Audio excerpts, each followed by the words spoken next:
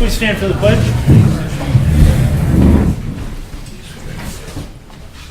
Allegiance to the flag of the United States of America and to the republic for which it stands, one nation, under God, indivisible, with liberty and justice for all. Thank you.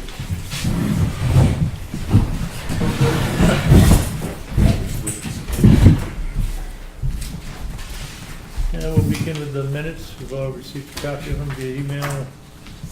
I'll entertain a motion to approve. Moved by Bob. Second by Chris. Discussion, corrections? It was ugly. Thank you, Chris. Well, thank you. All in favor? Let's do that. Opposed? Or none? Okay. And we'll move right to public comments. Anyone?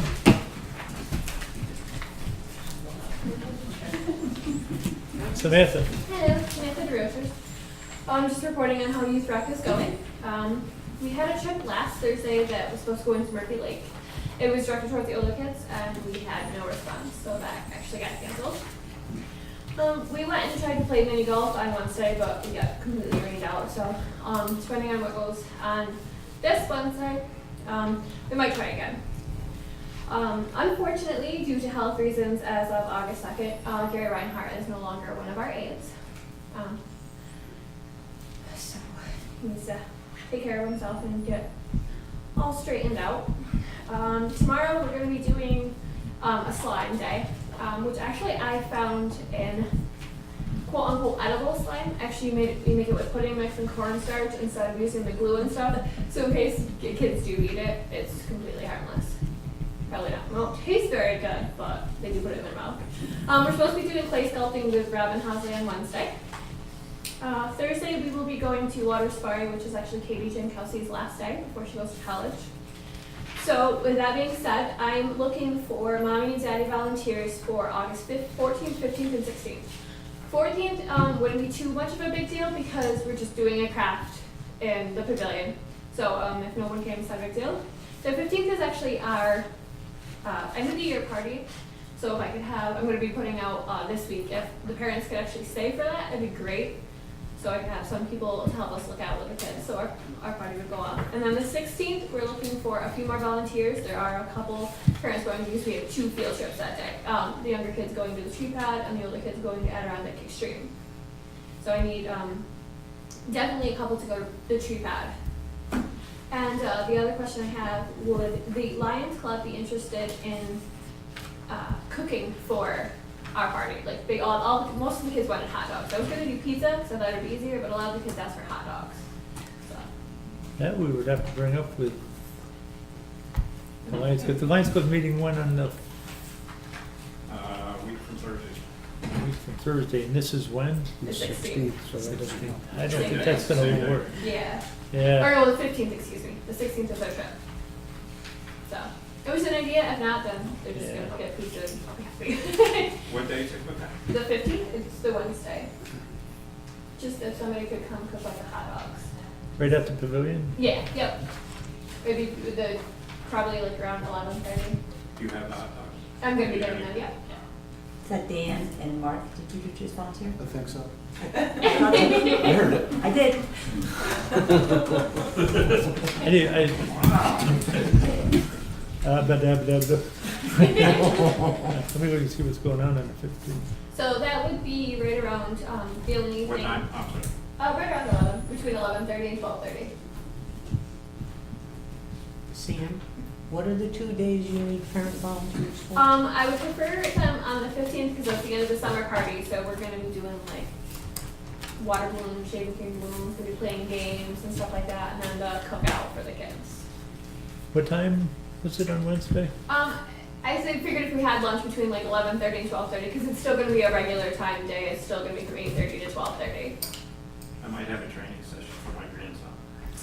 Like I said, if it's a big deal, just let me know and I'll just get All right, everything we'll done. get back, yeah. Train him to cook hot dogs. There you go. if you don't want to do that. And the other day would be the 16th of Thursday, and it would be to go I'll on ask the him. two field trips. Yeah, Bob said you would check with the. I'm I can sorry. check with the fire department, see if. Yeah, because I they- need to talk to them too, because they said they might bring a fire truck over. So if that were the case, maybe they could, I'll ask tomorrow night, we have our meeting. I'm pretty confident we can get one or two guys there for an hour, hour and a half. Okay. Well, if it becomes a problem. Okay. Great, That's all I have. thank you. Okay, thank you. Anyone else?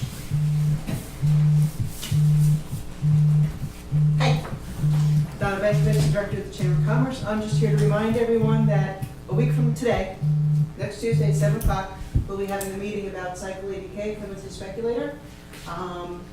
Volunteers and organizations and individuals are welcome to come and learn about Cycle 80K, what they're doing, and how you can get involved. So, it's a couple out there. It's also on our Facebook page, on our website, and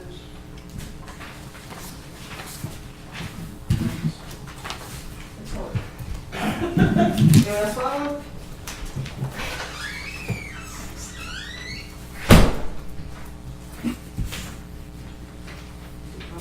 Pass that. Oh, okay. Thank you very much. Chris, get one?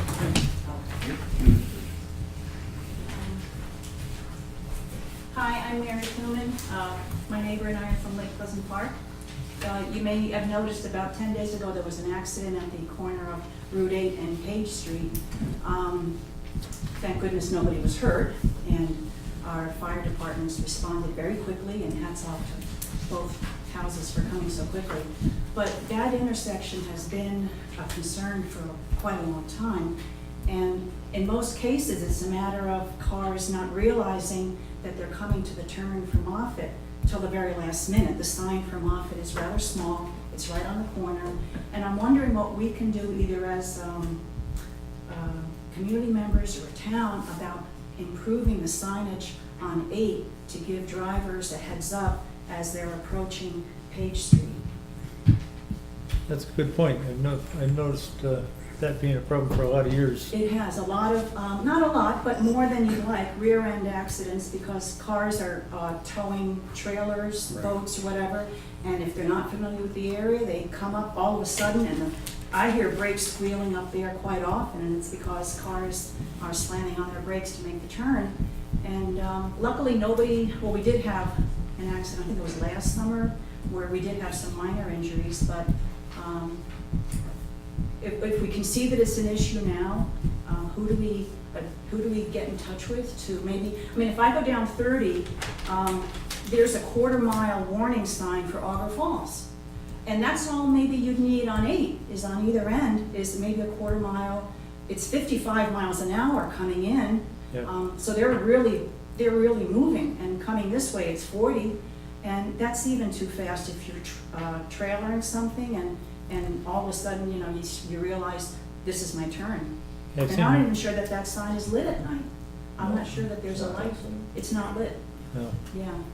I notice a number of vehicles with campers turn around at Stevenson's all the time, or the town, Mm.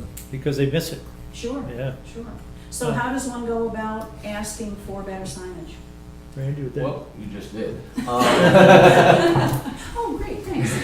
I can make a phone call down to DEC in Northville, Okay, speak to some people down there. They are the people that are gonna have to orchestrate it for the campground mhm, to have signs, and they, obviously being a New York State entity, mhm. should be able to speak to DOT to get the permits to put up more signs on the highway. It wouldn't hurt if you or whoever also called Northville, Mhm. DEC, Okay, 863-4545, and just keep asking. mhm. They'll say yes to me and we'll look into it and so on and so forth, but when they get the third or fourth call, Sure, it might, sure. And I imagine there are stats from either firehouse about how many times they've been called unsure. for, And it's, being that there was just a large near miss. yes, yes, And that's what I'll call it, is a near miss. yeah. And there's a lot of things going on at that intersection now, I'll say. Oh, sure, now more than ever between the camp store and Twigs and then But I can definitely talk to them and do it tomorrow and see where to get the ball rolling. Terrific. Okay. Can we Thanks very much. can we get your contact information before you leave tonight, so we can Yeah. get back to you? Thank you. Randy, that recent accident was caused by somebody? From what I understand, I was out of town, but from what I understand, somebody quickly stopped in front of, On Route 8, yep, on Route 8 to turn into Page Street for the campsite. okay. And the truck following them made an aggressive stop and then thankfully swerved to miss the back end of them and then ended up in the sand and hit the I pole. hadn't heard why there Yeah. was an accident. That's what I understand it as, is somebody This is a- aggressively slammed on the brakes to make that turn and then the chain reaction made it, The marks of the road pretty much yeah. prove that. Prove that, yeah. The bigger trucks obviously takes longer to slow down. Oh, Yeah. All right, thank you. Thank you. Anyone else? And we'll move to, oh, I'm sorry. Gary Reinhardt, speaking as a citizen of Lake Pleasant. I'd like to speak about the right-of-way, and I wrote this speech here. Everybody needs beauty as well as bread, places to play in and pray in, where nature may heal and give strength to body and soul. That was from John Muir, environmentalist. I am here today as a concerned citizen about the sale of the Golf Course Road right-of-way and how I, as well as others, feel that we need to keep this property available for free public use. We live in a wonderful community that has access to some of the most beautiful nature in the entire world. People come here from everywhere in the world to enjoy the Adirondack Mountains, forests, and in this case, the lakes. Unfortunately, our access to these lakes is severely limited to those who can afford to pay to use a marina, boat launch, or happen to have access to the lake through property.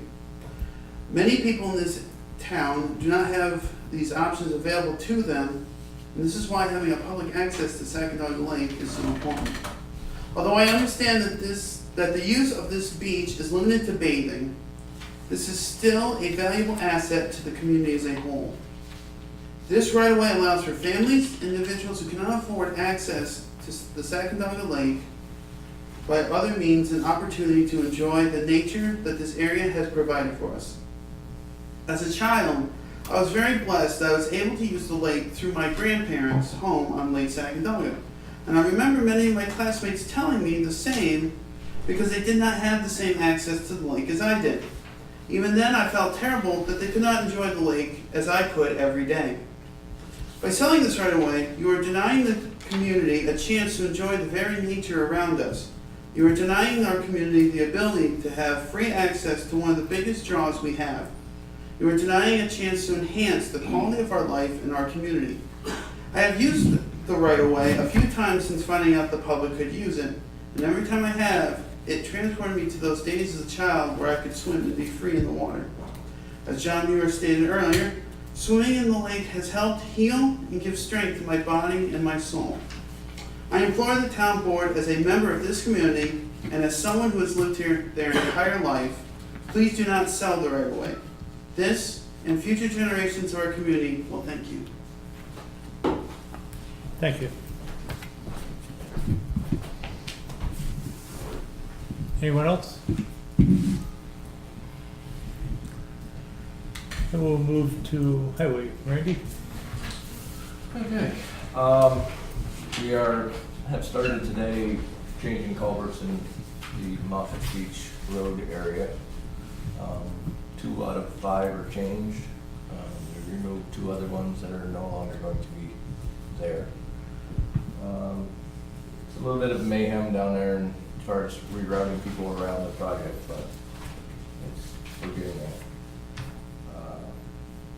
Not to bring up a battered issue, but the bears and the dumpsters, we are still getting a very large amount of usage at the town hall dumpster during the week, while the transfer station is open. We had several last week drive from either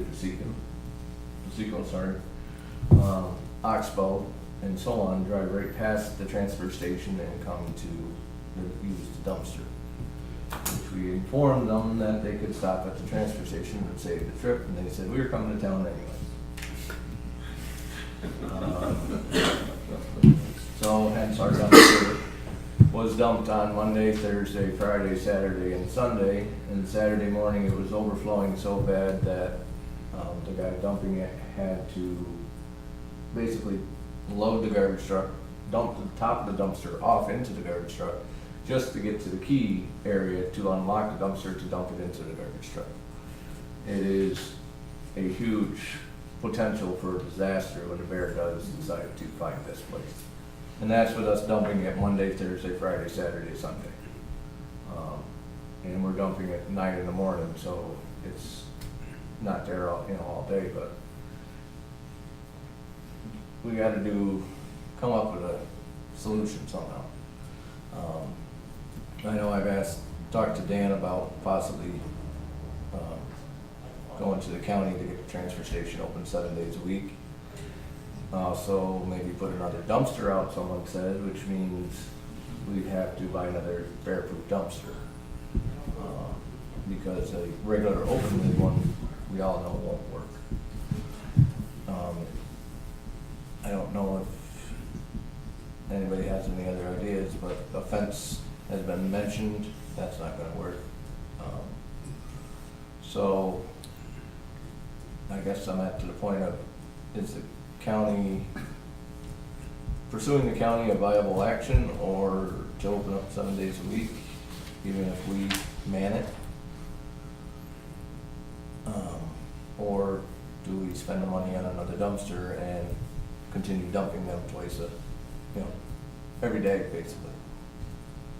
The man hours to do that are just as much as opening up the transfer station for 6 hours on Sunday and then just pull the dumpsters out and make everybody go to that.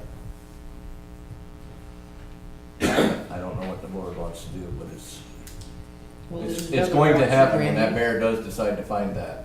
There's another option, we can just get rid of it. Mm-hmm. Or we can just get rid of it, but that's going to. Well, they're abusing it, so, Correct. But and this has come up over and over and over again. And they, the people that are abusing the privilege are gonna ruin it for everybody else. Right. I know that the Monday through Saturday, there's no reason for people not to go to the transfer station. Right. It's right here in our town.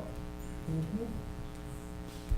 What if we closed the dumpster at the town office Monday through Saturday and only had it open on Sundays, had it available on Sundays?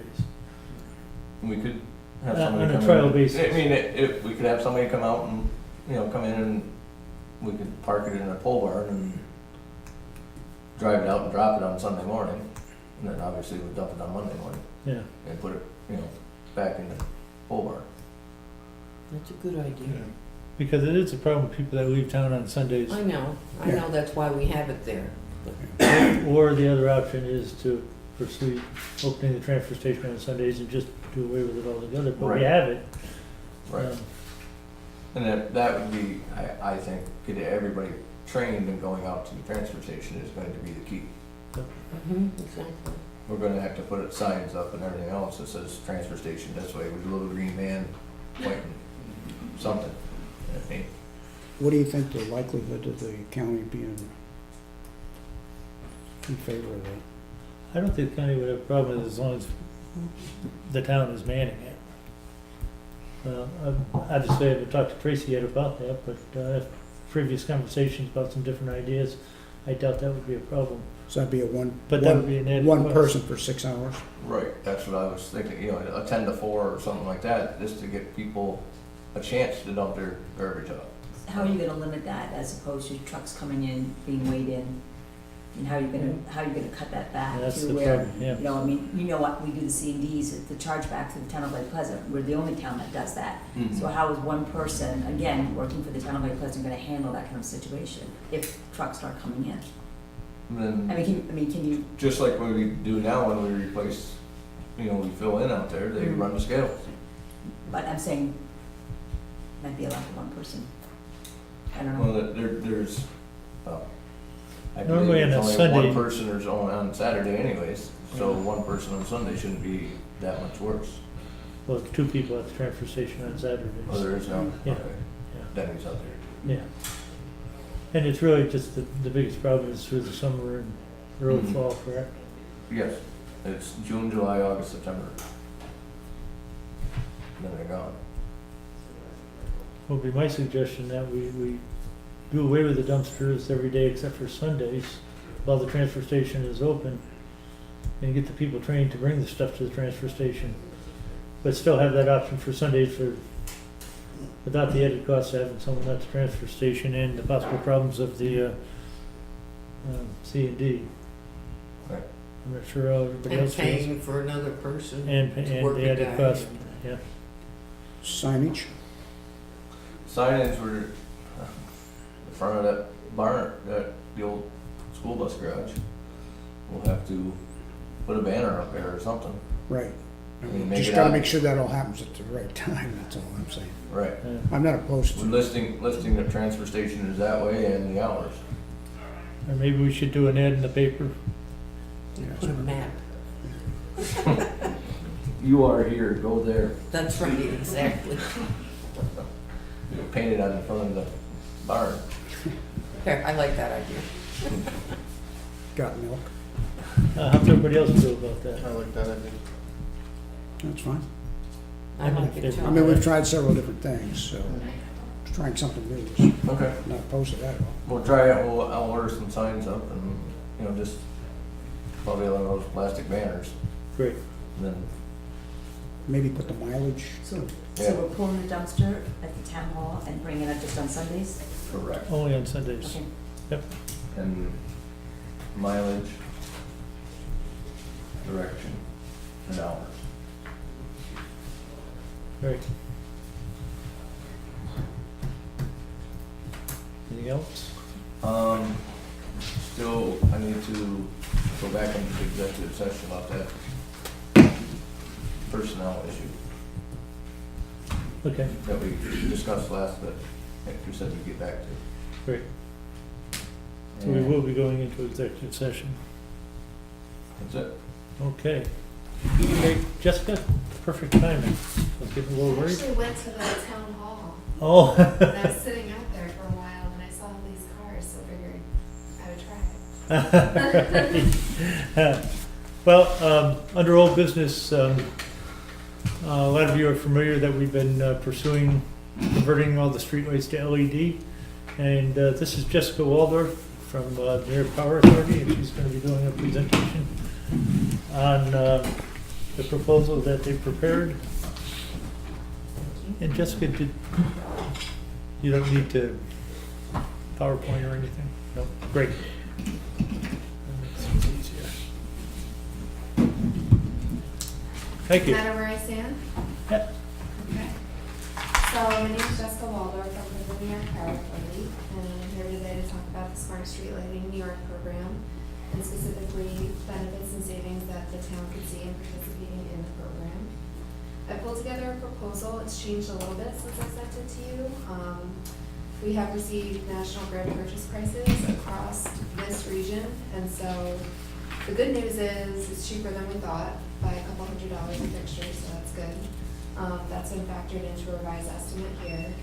And basically, municipalities across New York State, and the National Grid territory particularly, there was a rate case that was passed in March of this year that kind of opened up a window for communities to be able to buy back their street lighting inventory, and also a clear way to calculate the cost of that inventory. Before, municipalities were getting some pricing and kind of questioning where it came from. It was pretty high per fixture. And since then, it's come about 50% down since what it was. And really, kind of the impetus behind municipalities wanting to participate is the significant savings you can see by taking over ownership, hiring a local maintenance contractor, and replacing all the fixtures to LED. So in total, municipalities are saving about 60 to 70% on their annual utility bill. About 30 to 40% of that is energy from the new fixtures, and then the rest of that is reduced maintenance. This, utilities charge a lot to maintain fixtures, and often you don't really reap the benefits of that. And with an LED street lighting conversion project in particular, you're not gonna need to maintain those fixtures very often. They last 20 to 25 years. The only real maintenance you would have to do is if one is hit, someone drives into a pole and knocks the fixture down, or weather-related incidents, something like that. But those occasions are pretty rare, and that is factored into a maintenance contract and cost that we've thrown into this proposal. And it's really about $10 per fixture per year is what we're seeing for maintenance of these systems. And that is about 50 to 60% less than what you're paying now. So, pretty big savings. Specific to the town will save, even after factoring in a local maintenance contractor to maintain the lights, or if the town decides to do it themselves, that increases the savings. But annually, you're gonna save $12,000 a year.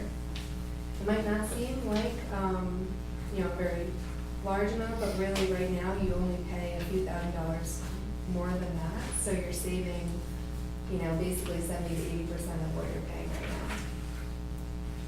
So it's kind of a high-level overview of the program. The Power Authority was selected by Governor Cuomo to implement the program because they're going to implement high-volume projects. And in this case,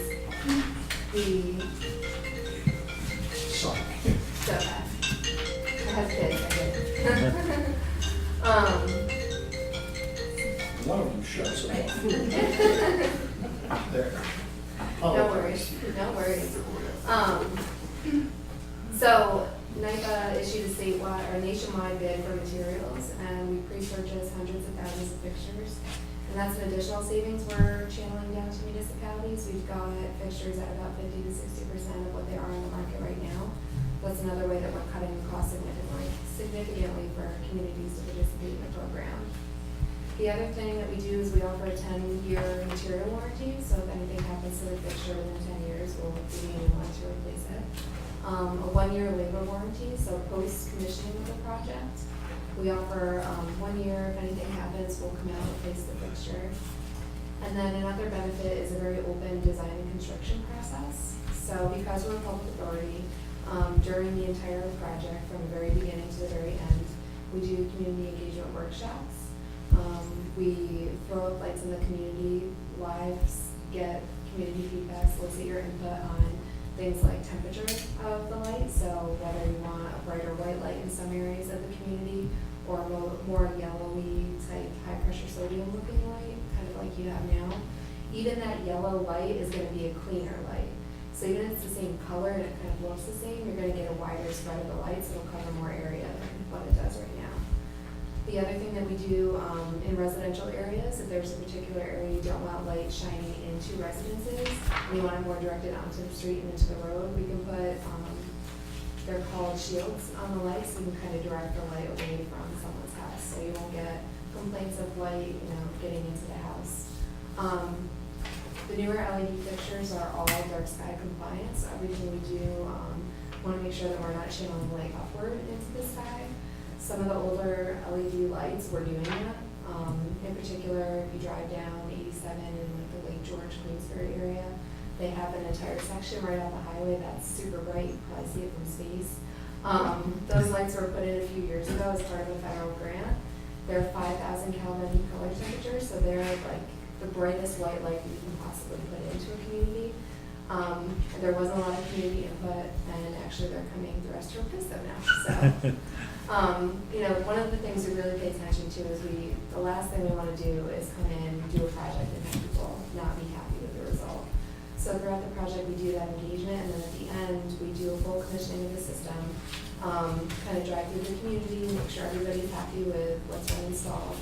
And then at that point is when the community would enter repayment if you choose to finance the project. NIPA is the largest public utility in the country. We offer what's called commercial paper financing through NIPA. Because we do it through basically proceeds from the power that we generate, we are able to offer like 1.5% to 3% interest rate. So very cheap interest rate, no penalty for repayment, and we also carry the full cost of the project until it's done. So that includes purchasing the fixtures for the utility, all of the costs of this design and construction, and really there's $0 required upfront from the community. And each year you're paying for the project through the savings that you're achieving. So there's no annual, net negative on a project. Street lighting projects are very popular right now in the state, and there's a reason for that. It's a high dollar savings, $0 required upfront, and money back to the community every year. So with that, any questions? If I could add that, how many other towns in the village are looking into this also? 6 other ones in Hamilton County, yeah. Yep, Village speculator did sign and return their documents, so they're on board. okay. Any questions? What I've handed out to the board here is a detailed proposal. The first page is a project summary. Second page gets into more details line by line. We're very transparent with our pricing. Anything, we kind of estimate high for the purchase price of the utility and also labor cost. If anything comes in under that, that's returned back to the community when we go to reconcile the project once it's installed.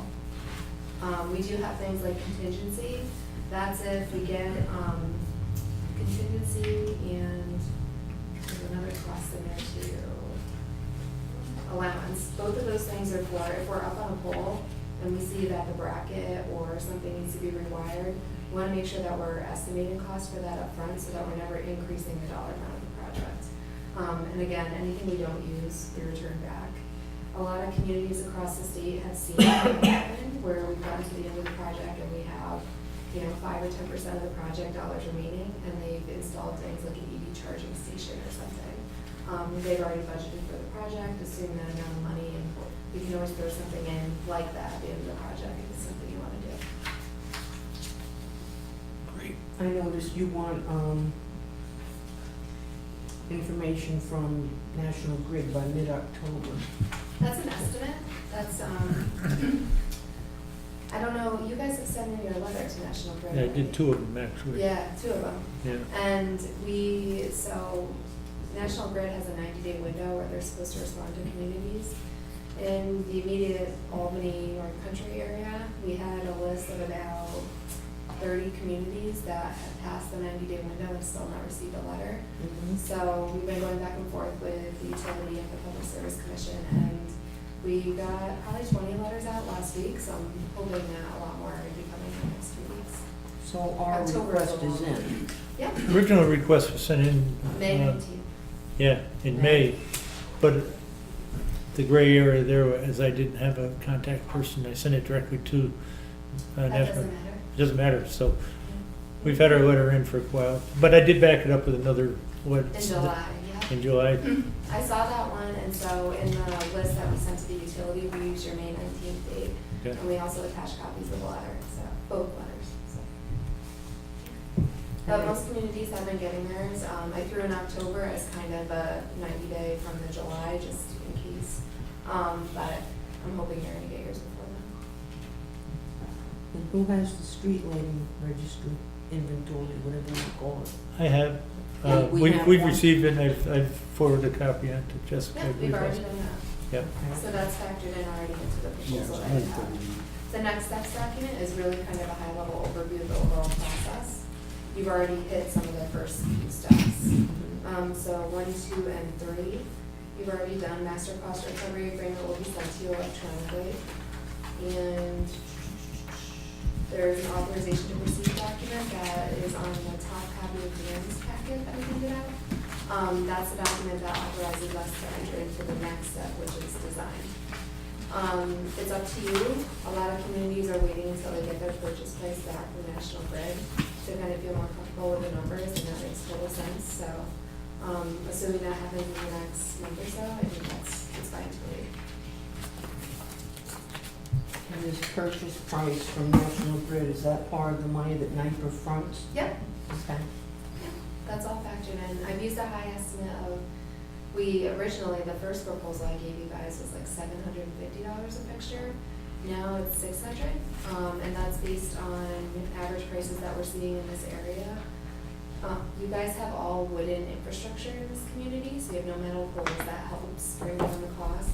The other thing that it does, and this is Hamilton County is in a very unique situation because a lot of you have mostly wooden infrastructure.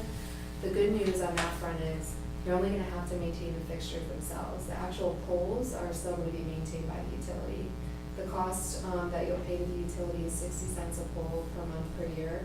It's a very small cost that's factored into here and kind of comes out of what we estimate as maintenance savings, so we've reduced it by that. So it should be very little maintenance, assuming you have to change a fixture once every 20 years. That's not really much to worry about. We do, so like I said, allowance and contingency, when we're up on the pole, you're going to be taking over the bracket that connects to the pole. So we test that, make sure there's no rusting, and kind of estimate the remaining life of that piece of equipment. That's all information that will go back to you as part of the design process. Things that we estimate need to be replaced now, things that we think are going to be replaced in the next 5 to 10 years. So those are all things we pay close attention to. Great. Any other questions? So, what if it's estimated that the bracket, I guess is what you called it, needs to be replaced in 5 years or 10 years, then that's done by our maintenance guy? And even factoring that in, still estimates that we've seen, we recently did a project in Long Island, which is probably one of the most high cost labor areas in New York State. And even there, we were getting estimates. Our final bid that we accepted was $10 a fixture per year, and they have way more metal infrastructure than you guys would have up here. So, which is good. It'll help to aggregate across the 7 communities. So if we have one contractor that services everything, that'll help. We do have some contractors that we know of that are kind of a little north of you and a little south of you. So we're hoping that we get some good competition too. And I believe they are interested in the Hamilton County proposals. We also, in parallel to this, we're going to be issuing an RFP in September for regional statewide maintenance contractors. Timing-wise, if that program is out and on the street, and we've already selected contractors, it might work out so that we have someone available, and you don't have to bid that as part of your labor bid. If not, we're still going to bid it, just to see what we get. But if that service is available, we'll probably take advantage of that. It'll be cheaper, most likely, because they have a larger guarantee of work. It'll be regional, kind of across the country. So, timing-wise, we're going to take advantage of what's going to be the cheapest cost to the communities. The contract with the service company, is there a clause as far as a certain amount of time to respond to repair a light? We would throw that into the bid. So we usually would bid maintenance and labor at the same time. Probably give them like 60-day window to respond to an RFP. That's pretty typical. I'm talking about response time. Say if we have a light out, if we were to call. Oh, yeah, you build that into the contract that you end up signing with them. We would throw that into the bid too, like, I think in the one in Long Island, we said 72-hour replacement time. Oh, But that's something we can decide on a community basis, for sure. what do we look at now, Randy, about a 2 week? 2 months. 2 months? Well, the good thing is too, another benefit of this program is a local maintenance contractor, even a regional one, is gonna be way more responsive to you because they have to do work to get paid. Yeah. As opposed to utility, which is gonna get paid no matter what. So, we've definitely, the communities we've completed retrofits, they haven't really had any maintenance requests yet, but the bids and responses that we got back, we were able to hold them to pretty tight timeframes. So, communities in Westchester County have owned their inventory for years. It's probably the only anomaly in the state, and they all use either their own services or some of them have maintenance contractors that do the work for them. That actually was one of the reasons that sparked the interest to do it across New York State. That, and then some of the bigger I-90 corridor communities like Albany, Buffalo, Syracuse, and Rochester tried to purchase their inventories back, didn't get what they thought were reasonable prices, and they knew that they were gonna save millions of dollars a year. And so they were the ones that really pushed for the rate case to happen, which is good. The thing we like about aggregating in this area, in Hamilton County and in other counties across the state, even in Albany County, we're aggregating communities because we can get cheaper labor prices. And also we can have communities that have 25 lights participate in the program where they would never have that chance if they didn't have the opportunity to leverage off of someone else. So, in this area, town of Benson is participating in one light, so, all the way from thousands to one, so Yeah. it's a good thing. It'll be the nicest street light in the community. The only one. All right, thank you, Jessica. Great. Any Uh, questions, feel free to follow up with me. And then next steps are, obviously, you're gonna get a master cost recovery agreement. That agreement is not just for the street lighting project, it's if you ever wanna do a project with NIPA, solar, building energy retrofits, EV charging stations, anything like that. You have this agreement, for forever, really, so. Great, You'll get that, and then you have the authorization to proceed, they'll send electronically too. okay. Any questions, definitely reach out. Anybody else? Thank you. Oh, all right, thank you very You guys were much. very quiet over there. Thanks for coming up. Yes, absolutely. Sorry, I sat out there for like 15 minutes. I thought I put on the email Ah, to the that's light. okay. All right. I was thanks. smart enough to find the library, so, All right, thank you. thanks.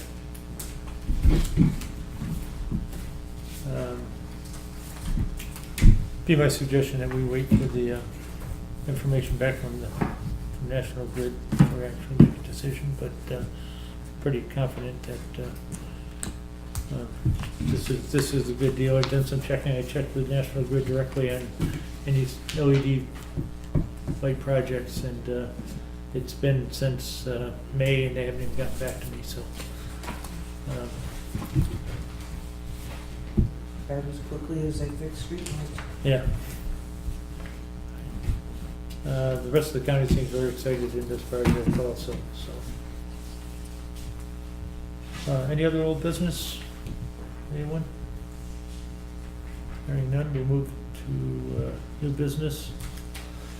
You'll have a copy of a resolution for the town of Lake Pleasant in relationship to 175 Golf Course Road property. It's for review purposes only at this time because there's a number of things that we need to decide on. I think the best thing to do is review this before the next meeting, and we'll hit those topics such as whether we want to hire someone to actually do an appraisal of the property or not. Chris, I know you felt that there's nothing to compare it to, so we should use the assessed value, Yeah, that's how I feel. which I kind of feel is probably true. But there's a couple other things that if you read through it, you might have some questions on. In that also is a copy of the warranty deed, 2 maps showing the property, and the notice of adoption of a resolution for permissive referendum, which could happen. So we'll hold that and review this before the next meeting. Are you patient a minute? You already have one. You Oh, it's in this file, right? should- Yeah. Okay, thank you. Okay, got it. Okay, I've also checked with 4 different surveyors if we want to pursue having the property surveyed. The only proposal I got back was from Chris Diedrich, and the cost is estimated between $2,000 and $2,500. I think I just had a heart attack. Yeah. Anderson's have a survey of their property. I'm sorry? Anderson's have a survey, there are surveys in the courthouse for the Intamin and the Anderson properties. Right. So we don't really need one. Probably not, but I just want everybody to be aware of what the cost would be if we were to Yeah. do that, and that is the only proposal I did receive. I know there's no number 3 on the agenda, but I met with Mark earlier today. We're starting to discuss the budget, and Mark had some comments he wanted to make at the meeting tonight. Mark? Can't believe it's the end of summer and I can't think about budgets already. Little handout, I roughed out really for my own mental state, the budget process over time. Thank you. Subject to my typing abilities.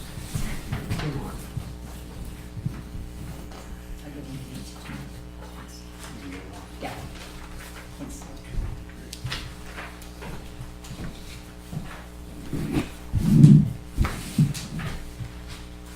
So, like I said, this is a lot for me, an overview of the whole process, a little reminder of what has to happen starting in just a couple weeks. My plan is to prepare budget forms and submit them to the administrative units, Danny, Deborah, Randy, and have them fill in some estimates as we go through the process.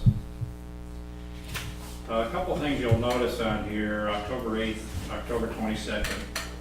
Now these dates are just kind of bookmarked, obviously. Speaking with Danny, Randy was in on a conversation this morning, holding a public budget workshop, maybe 2 or 3.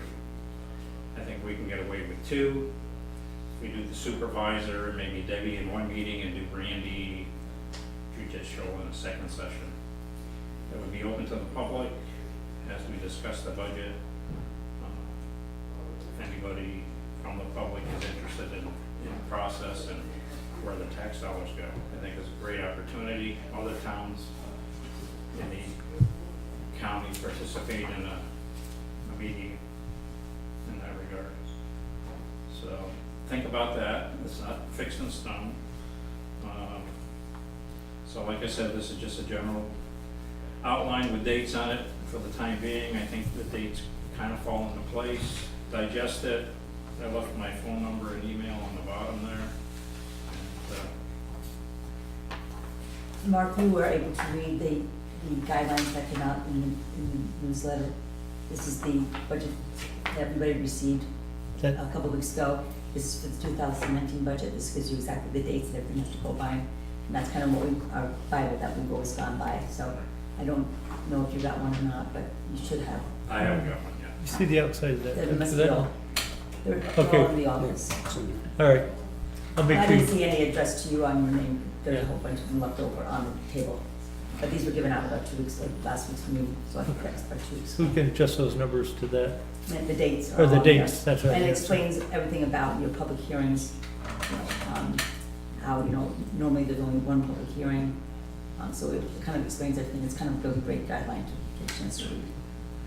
I've been on the controllers or the state controls website numerous times and got a pretty good feel for the dates and stuff. Okay.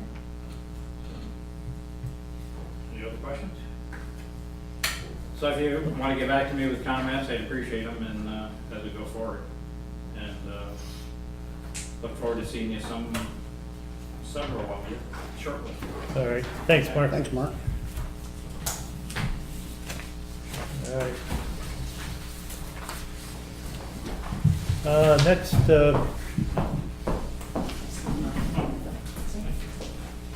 Chris, you've prepared a resolution concerning the full-time employment and eligible retirement health insurance. Yeah, that's something that we had talked about doing. And did everybody get the email? No, I did. You didn't? I did. You did, I okay. did. And yes, I read it. I know you didn't look at your email, Mike. I don't remember. You get yours done. Thank you. And I do have the handbook prior to the 808. Okay.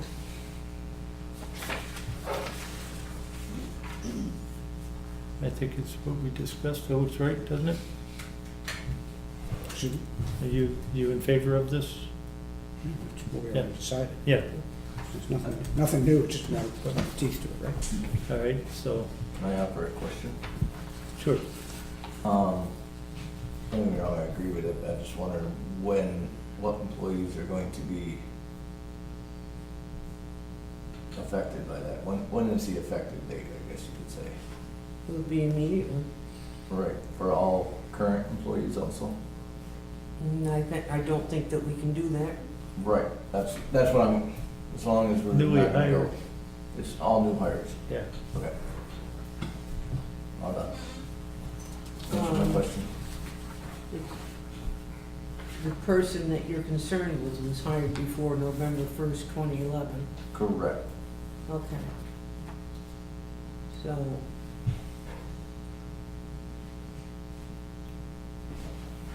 And when is that person retiring? The end of this year? Well, that's what we were discussing tonight. Okay. It's, yeah, within either December or April.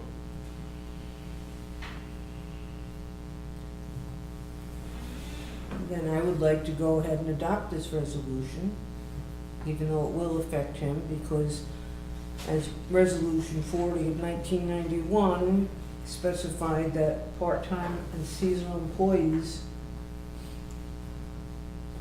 don't get health insurance, which to me means that their time when they're part-time does not count toward retirement health insurance. Does that make sense to you? Are you following me? I'm following you, but it's contradictory to our handbook. Well, yeah, that's the problem we have. Just so the public understands what's going on here. A glitch in the Town of Lake Pleasant Employee Handbook doesn't specify that the retirement health insurance goes to full-time workers and that they have to work full-time to accrue credit toward their eligibility for that benefit. So this resolution says, whereas the Town of Lake Pleasant currently makes available health insurance coverage to eligible employees who retire from the town, as well as their eligible dependents. And whereas this benefit is currently earned by having, for those hired before November 1st, 2011, at least 10 years of continuous service with the town, and for those hired after November 1st, 2011, at least 20 years of continuous service with the town. And whereas Resolution 40 of 1991 discontinued town-paid health insurance for part-time and seasonal employees, both hired and elected. And whereas the Lake Pleasant Town Board wishes to make it clear qualifying service must be full-time, currently defined as 30 or more work hours a week. Therefore, be it resolved that the Town of Lake Pleasant Employee Handbook, Section 808, medical insurance for retirees, be revised to read, have at least 10 years of full-time continuous service with the town, 20 years for hires after November 1st, 2011. And the problem that we are grappling with right now is because it currently says 10 years of continuous service. It doesn't say it has to be full-time. Which a very sharp employee is taking advantage of. Right. So, you wanna hold off on this, and if we're gonna have an executive session to discuss this particular retiree's Situation. plans, you know, Let's, then we might wanna hold off on this. And come back into session afterwards. We could, yeah. motion to table then? On the table, nothing's happened. Yeah. Yeah, that's true, we haven't had All right. anything yet. Okay.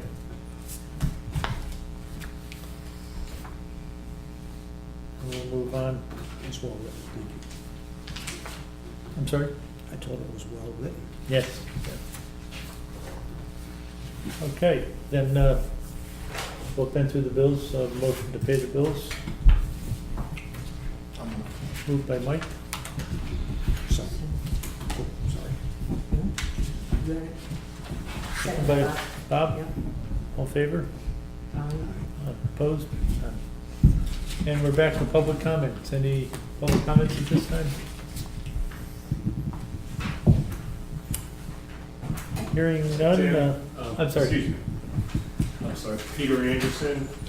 Just the resolution as to the golf course road property, is that going to be available to the public or not yet? Not yet.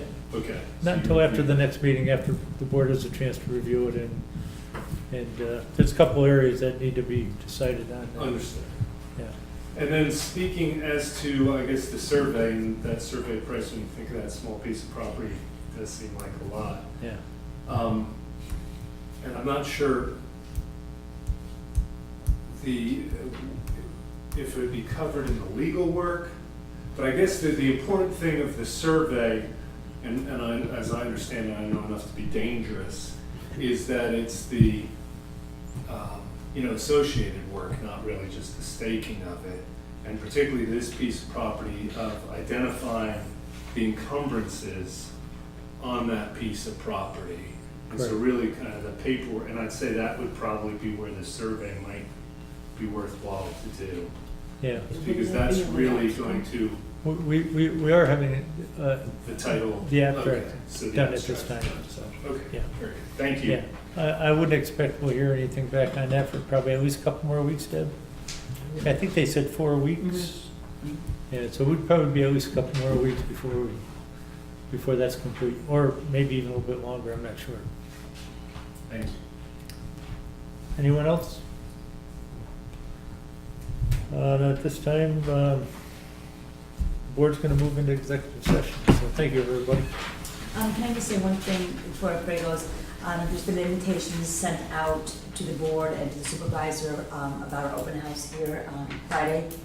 It's a thank you for all those who have participated in volunteer work and contributions at the library. It's Friday from 3 to 5, and everybody's community is welcome also to attend. Thank you.